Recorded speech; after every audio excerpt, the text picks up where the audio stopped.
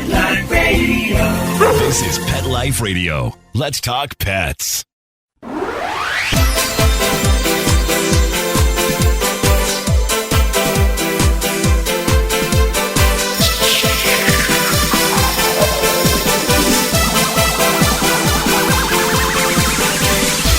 Hello, you're listening to Animal Party on Pet Life Radio with me, your host, Deb Wolfe. And today I have something new for you. We're going to talk about an organization called Elder Dog. And we've got Linda Osada here to talk about it with us. Welcome to the show, Linda. Thank you.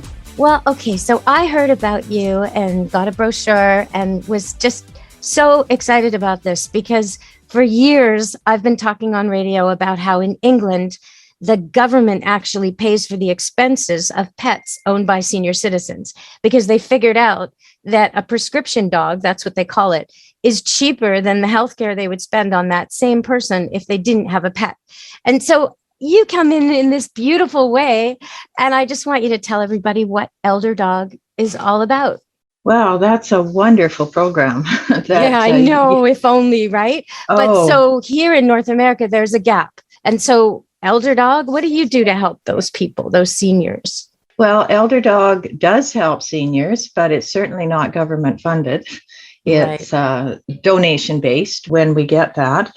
But it was actually started by a lady in Nova Scotia in 2009 who found the animal bond so important between specifically seniors and their pets, and just the compassion and the therapy that the dogs provide to the seniors. And we just want to try and keep the dogs with the seniors in their homes as long as possible. Well, why is that a problem? Like, why are seniors faced with the threat of losing their pet? I guess most often is physically the seniors can't look after their dogs anymore. Typically, they're both getting older, not always, but the senior and the dog. The dog still has to go out for walks, has to go outside, and the senior can no longer do that. They become, physically challenged in their senior years, and the dog is stuck inside with them all the time. They maybe can't get out to get supplies for their dog. And we try to fill that gap so that they can keep the dog with them as long as possible. It strikes me that grooming, that would be a big issue, like for the long-haired dogs, and dogs who need haircuts and clips and eyes cleaned and mats on their bums and their tails and their ears. How's a senior supposed to navigate that? And that often is a problem too. When it comes to major grooming, sometimes the seniors have the funds to pay for their dog to groom, but can't get them to the groomer. So that's another service that we would offer. In fact, I do that with some of my clients, is pick up the dog, take them to the groomer. They come home all spiffy, and the senior is super happy. Oh, I bet. And I bet it's the same with the vet, right? Dog needs to see the vet. People have the money, but they just can't, with the walker, the wheelchair, the mobility, they're not going to get there, right? That's right. Exactly. We do that as well. Well, we're going to take a break, and we're going to come back and talk more about Elder Dog. Stay tuned on Animal Party, Pet Life Radio. Take a bite out of your competition. Advertise your business with an ad in Pet Life Radio podcasts and radio shows. There is no other pet-related media that is as large and reaches more pet parents and pet lovers than Pet Life Radio. With over 7 million monthly listeners, Pet Life Radio podcasts are available on all major podcast platforms, and our live radio stream goes out to over 250 million subscribers on iHeartRadio, Odyssey, TuneIn, Stitcher, and other streaming apps. For more information on how you can advertise on the #1 pet podcast and radio network, visit PetLifeRadio.com/advertise today. Let's Talk Pets on PetLifeRadio.com.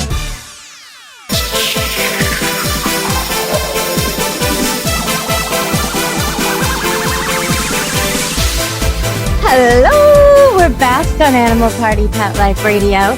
And before we get talking more about Elder Dog, I just wanted to share a quote with you. David Suzuki, who's a Canadian icon, I guess, host of Nature of Things and a scientist who's well respected here in Canada. This is his quote that I just love. "Do not forget we are all animals. That's not an insult. It's a fact. And that's David Suzuki, 85. He said that. So, okay, let's continue. So the elder people, they're faced with mobility issues, health problems, loneliness, isolation during the pandemic, which may happen again. And all they've got is their dog. And now they can't take care of it. And so that's where you come in, right, Linda? That's right. We do what we can to keep the dog with them as long as possible. Another service that we do offer is fostering or rehoming, which is a very important part of our program. Sometimes the senior needs to go into the hospital for surgery or is just in ill health temporarily. We have people that sign up to be fosters so that the dog can go and stay with them temporarily and come back when the senior's ready. Or if it comes to the case where the senior may have to go in a care home or plain cannot look after the dog anymore, we actually do rehoming as well. Is it possible for the senior to get to see their pet after that happens? Absolutely. Oh, because that would be heartbreaking. Yeah, it is. It is a very sad time, but we do the best that we can to place a dog somewhere close. Now, it doesn't always happen because our organization is national, and we have had dogs travel across Canada, where we have a posting here of a dog that needs a home. Someone in Quebec wants to take that dog. This is all vetted, of course, but we have made that happen. And that dog has met a few people along the way and traveled across Canada and found a forever home. There would still be communication for sure. The dog is not taken away. There could be pictures, videos, phone calls so that the senior can stay in touch. I want to just comment, this is an aside, very much aside, doesn't really relate to elder dog, but since you mentioned it, so you're talking about probably an older dog who has to travel across the country, land itself in a new family, and the new family is probably not speaking English, so the dog probably doesn't know one word of French. And I'm just thinking about, this is a standard poodle that I placed recently, and she's 5, but she does not know one word of Austrian because she grew up in Canada. And now she's living with a man and his elderly mother who only speaks to the dog in Austrian. And it took the dog 1 day to learn words like cookie, treat, right? Dogs are amazingly good at this. They adjust and adapt better than any of us would. You could plunk them down anywhere in the world and they'd figure it out. They'd learn the new language in a couple of days. I don't mean a pug or a bulldog because they're already struggling with their first language. But when you're talking about brilliant dogs, even average dogs, it won't take them long at all. Language doesn't matter. They just figure it out. So, okay. So can you tell us maybe one story about somebody you've helped in the last little while? Well, I guess firsts always seem to stick in your mind. And my first job with Elder Dog actually was walking. I'm now dog care support coordinator, so that's a little bit of a different job than straight dog walking. But this little dog needed a walk. He lived with seniors in their condo. The seniors were in their 90s, and they were just absolutely wonderful people. But they couldn't take this little gray and white poodle out for walks anymore. So I went, especially like on an icy day or a rainy day or when they have a cold. I mean, maybe once in a while they can, but not as much as the poodle wants, right? No. And they were so appreciative. The little dog was so appreciative. And that one always sticks in my mind. Well, that's a good one. You know what? Let's just go to a break and we'll come back. And after that, I'm going to ask you how people can get in touch and what they can do if they're not in Canada or if they're in a city where it's not offered, how they can start this up. So we're going to go to break at Animal Party Pet Life Radio. Stay tuned. We'll be back talking about elder dogs. Molly, here's your dinner. Zeus, that's not your food. Don't let that happen to your precious cat. Elevate your cat's eating experience with the Cat Tree Tray. The Cat Tree Tray keeps your cat's food off the floor and conveniently located on the cat tree. It's the perfect way to eat. It's a beautiful wrought iron tray that easily attaches to your cat tree and keeps dogs and other critters out of your cat's dish. A must for multi-pet households. There's a 6-inch tray for large bowls and a 4-inch tray for smaller bowls. Purchase your Cat Tree Tray today. Go right now to cattreetray.com. That's cattreetray.com. TRAY.com. Let's talk pets Let's talk pets on Pet Life Radio. Pet Life Radio. PetLifeRadio.com.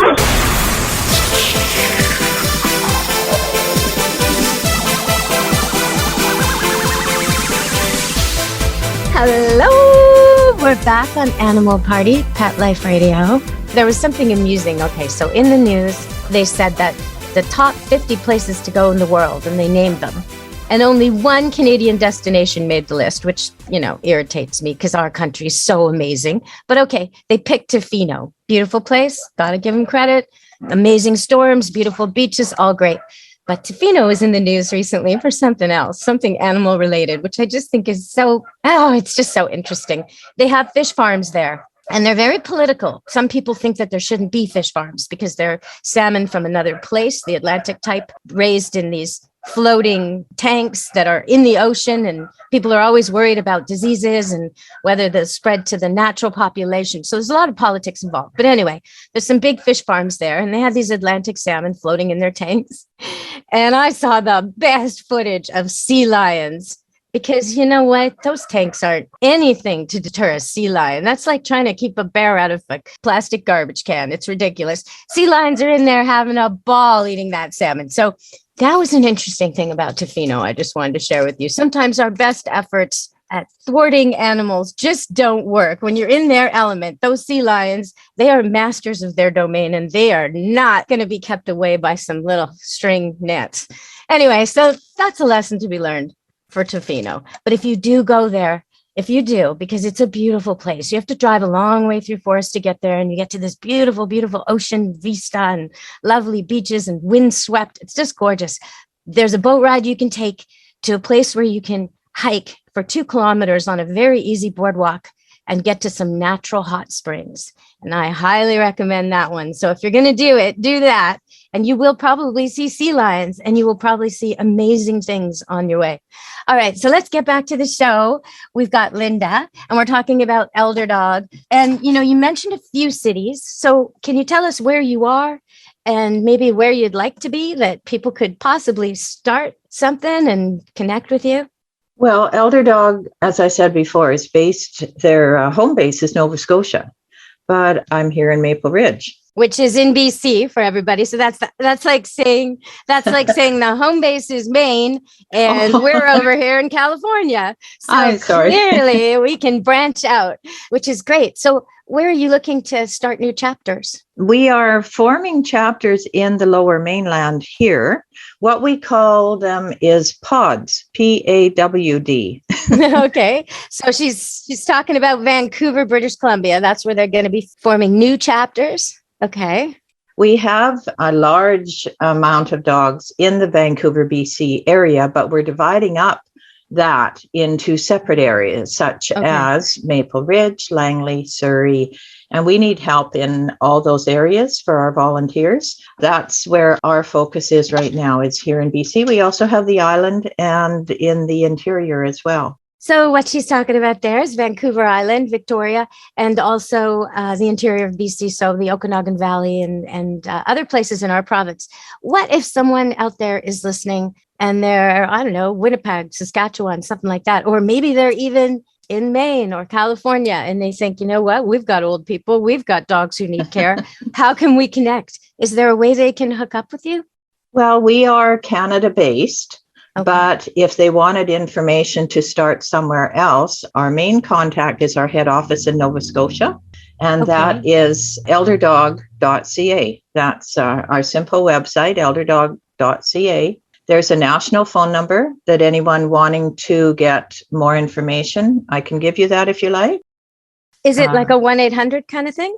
1-855. Oh, yeah, for sure. Give it out. Yeah. 1-855-336-4226. Oh, perfect. And that's our head office back Eastern Canada.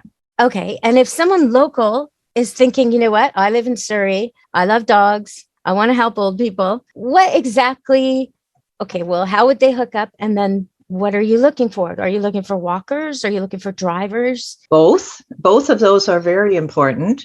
A big part of our program is our dog walking, but we transport dogs to vets or to pick up food, that type of thing. When people do want to be involved, they go through our head office, the website and the main number that I gave you, for a volunteer application. And that would be filled out. It is a criminal record check. So all our volunteers are vetted because we are working with seniors. Yeah, that's true. Yes. Okay. The vulnerable for sure. And also because of the dogs, they want to know that their dog isn't going to someone who's got a past of abusing animals or a record for that, obviously. That's right. We do wear photo ID, an ID tag from Elder Dog. Once you're approved, you get photo ID that the seniors can see. It really occurs to me that without you, someone could end up having something so simple as a hip operation or, something that they're going to recover from. Something maybe where they even need their dog, like heart surgery, where you're 8 times more likely to be alive a year later if you own a pet than if you don't. Something that, they need that dog. And they're going to lose it just because they need to be in the hospital for a month or 2. It's awful. And I'm so glad you're there to stop that. That's exactly part of what we do. I've had a couple of clients lately that have done exactly that, have gone through something physical. They couldn't walk the dog. So we had the dog walkers go in, take their dogs out, bring them back. The people enjoy their pets, but also know that the dog's getting exercise. So good.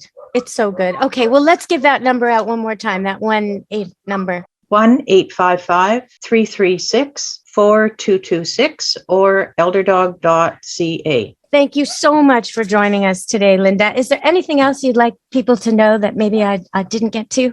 I don't think so. I think as far as dog walking, which is actually my focus, if people love dogs, all sizes, we have large and small, and also want to get their exercise for themselves, it's a really good way of doing that, plus hooking up with some really wonderful seniors.